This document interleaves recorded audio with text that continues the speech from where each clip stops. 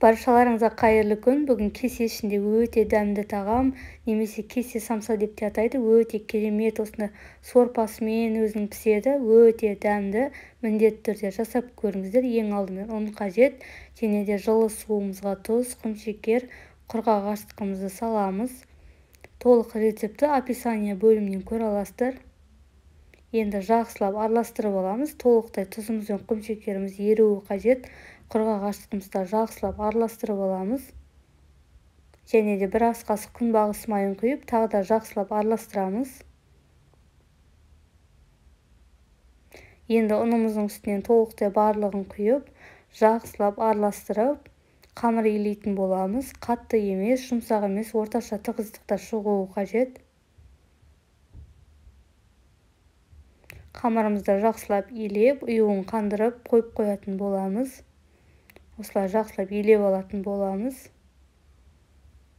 Бетін жауып, салмасын дайындайтын боламыз енді.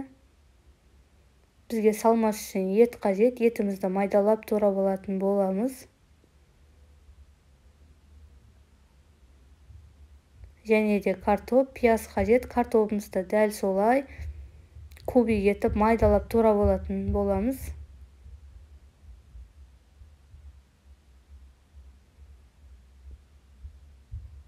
Етіміздің үстінен картопымызды салып, енді пиязымызды тураймыз. Пиязымызды ұсақтап турап аламыз.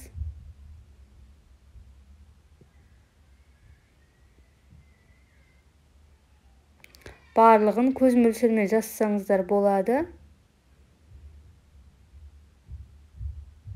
Пиязымызды турап алдық. Енді барлығын бір ыдысқа саламыз. Дәміне қарай тұз, қара бұрыш, қызыл тәтті паприка қоссаңыздар болады. Өзіңізге кез келген ұнайтын дәмдеуіштер. Барлығын салып, дәмдеуіштерімізді енді жақсылап араластыратын боламыз. Толықтай араласып, дәмдеуіштері сіңуі қажет.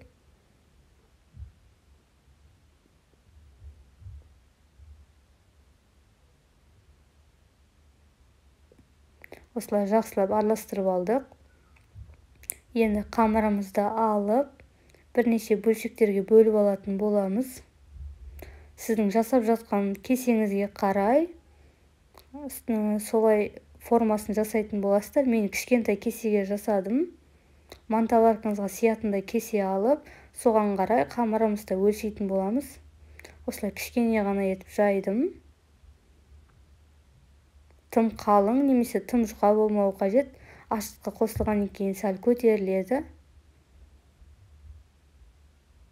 Осылай барлығын жайып алдық. Енді кеселерімізді дайындайтын боламыз.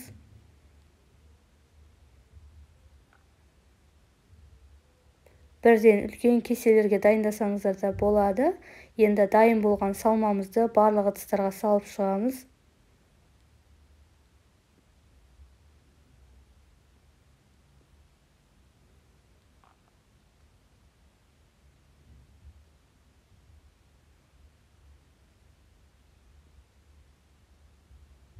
Кез келген етті қолдана берсеңіздер болады, тауық етімен де жасауға.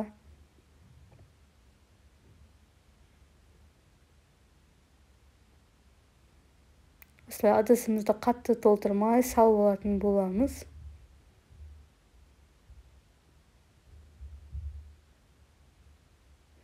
Осымен дайын болды. Енді қалауларыңыз бойынша ас көк салсаңыздар болады. Осылай майдалап турап қостым. Енді бізге қызанақ қажет. Осылай домалақтап турап аламыз. Менде осындай қатырылған түрі, осындай түрін қолдансаңыздар да болады.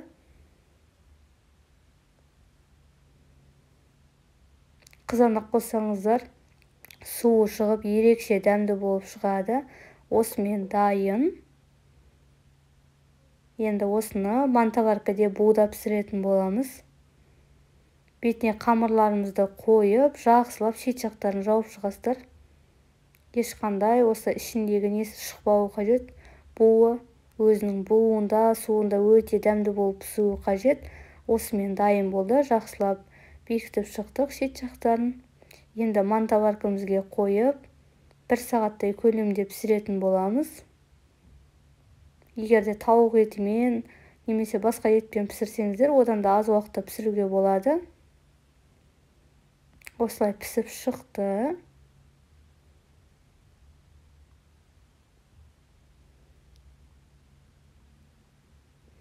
Қамыры да жұмсақ, өте дәмді, өзінің осындай сорпасы шығып, еті толықтай пісіп, өте керемет болып шықты. Енді сіздерге көрсететін боламын. Пышақпен осылай дақ кесіп алатын боламыз. Сонда шет жақтары жабысып қалмайды.